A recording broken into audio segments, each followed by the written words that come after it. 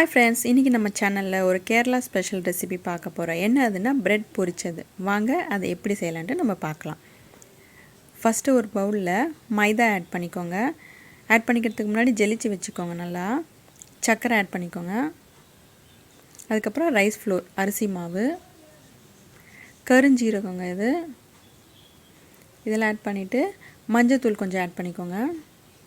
First தண்ணி ஊத்துறதுக்கு முன்னாடி ஒரு வாட்டி எல்லாத்தையும் கலந்து விட்டுக்கோங்க. அந்த கருஞ்சீரகம், மஞ்சத்தூள், ரைஸ் ஃப்ளோர் எல்லாமே எல்லா பக்கமும் கலந்து வரும்.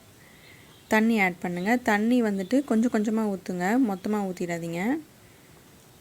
ஏன் அப்படினா இந்த கன்சிஸ்டன்சி வந்து திக்காவும் இருக்க கூடாது, ரொம்ப தண்ணியாவும் இருக்க கூடாது, அதனால தான். சோ கொஞ்சம் கொஞ்சமா நீங்க தண்ணி ஊத்தி பிசையும்போது உங்களுக்கு கரெக்ட்டா தெரியும். இங்க பாருங்க இந்த மாதிரி இருக்கணும்.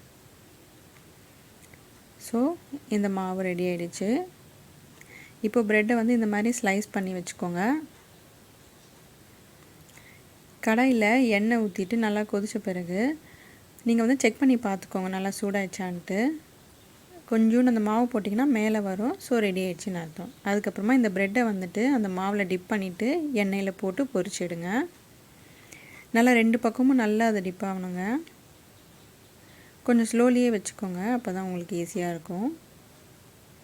சோ ஒரு பக்கம் கொஞ்சம் பிரவுன் ஆன பிறகு அடுத்த பக்கம் திருப்பி போடுங்க அத.